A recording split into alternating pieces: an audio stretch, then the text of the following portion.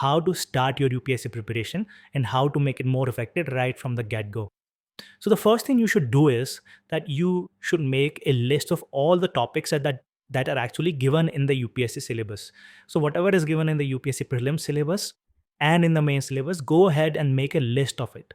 Once you make a list of it, then whether it can be a list on the notebook or might be using some sort of a software such as Evernote, or you might be using let's say Notability for making notes. So go ahead and make a list of all these topics, and then you go ahead, once you made the list, go ahead and look at the last year and the previous year's UPSC questions. So whether be prelims questions or whether be mains questions, go ahead and look at both the mains and the prelims questions of the last 3 years, and then try to match them with the topics that you have made the list of from the UPSC syllabus. So for example, if there is a question, let's say, on the federal nature of India, how does the constitution provide for federal nature in the Indian polity, go ahead and look at the topic that it is asked from, whether it matches or comes under any particular topic. For example, center state relations, it might fit under that. So that way you will get an idea that what kind of questions is UPSC asking from the topics that it has given in the syllabus. So that will really help you to kind of understand that UPSC is sticking to the syllabus but also asking various other subtopics under each of its topic. And once you figure that out, you can study those subtopics and topics in a much easier way.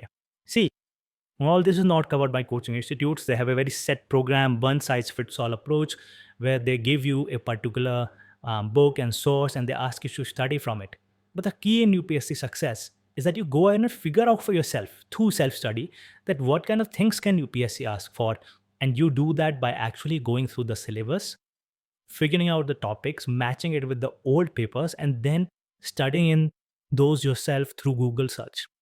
Google search of these kind of topics, these kind of things that UPSC asked in previous year questions will really help you to break down a lot of mystery that lies around UPSC. And you will come across many topics, many syllabus points that otherwise no one will tell you about and you will probably miss out on. Okay, so that is one of the things that I used to do. This is basically deconstruction or breaking down the bigger things that UPSC has provided, but you are not able to figure out how to get them, where to study from.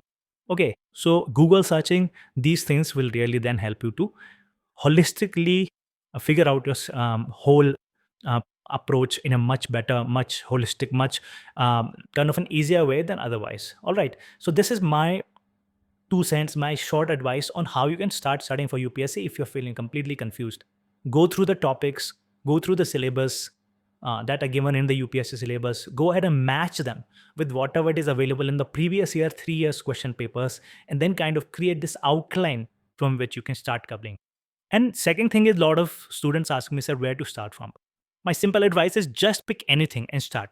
The easiest is pick Indian polity because it's vast, it has a lot of weightage, or start from environment. You know, those two things, if you start from, they cover a lot of the syllabus of UPSC. A lot of questions actually come from here, and then you can go ahead and straight away understand some basics that you need to really know before you get into other GS papers, other GS questions. All right, so I hope this helps